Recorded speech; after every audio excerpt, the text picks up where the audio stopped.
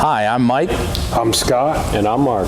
We are your Screen Machine product support team, and here's another quick tip.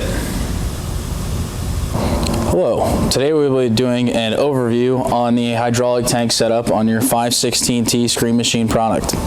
So, all your hydraulic tank components can be found behind these doors here. If you open up this door here on the side of the engine compartment here, this is your hydraulic sight glass for how much oil is in your hydraulic tank. It also says that on the display screen, but this is just kind of a backup here.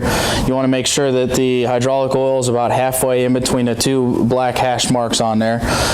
You want to give the hydraulic oil a little room to expand when it gets hot, so you don't want to fill this completely all the way up. If you do, it'll just puke out the breather over there that we'll go over in a little bit. These are your two hydraulic filter stacks right here. You've got a gauge on each one of them that'll indicate when your hydraulic filters are needing service.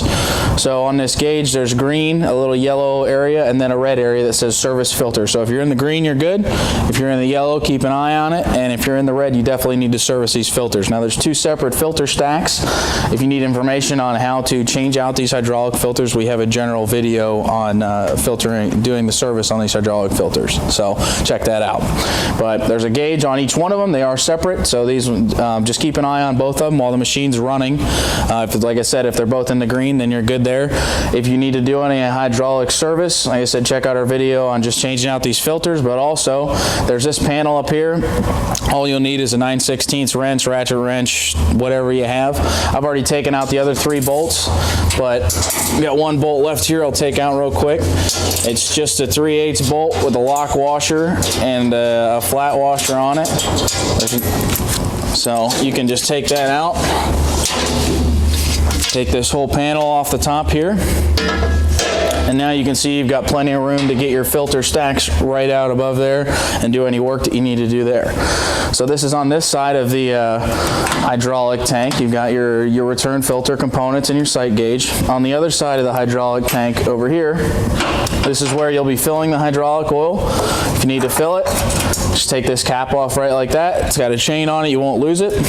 And in this filler breather assembly is also the breather right here. It just twists on. You shouldn't have to do any kind of work with that breather. But if you need to do anything with it, it just twists on and twists off just like that. Like I said, the fill's right there. Just make sure when you put the cap on, you twist it all the way. It will stop. It won't click or anything like that, but it'll stop when it's fully on there. So there's your filler breather assembly right there. And I think that's all you should really need to know about doing anything with this hydraulic tank in this machine.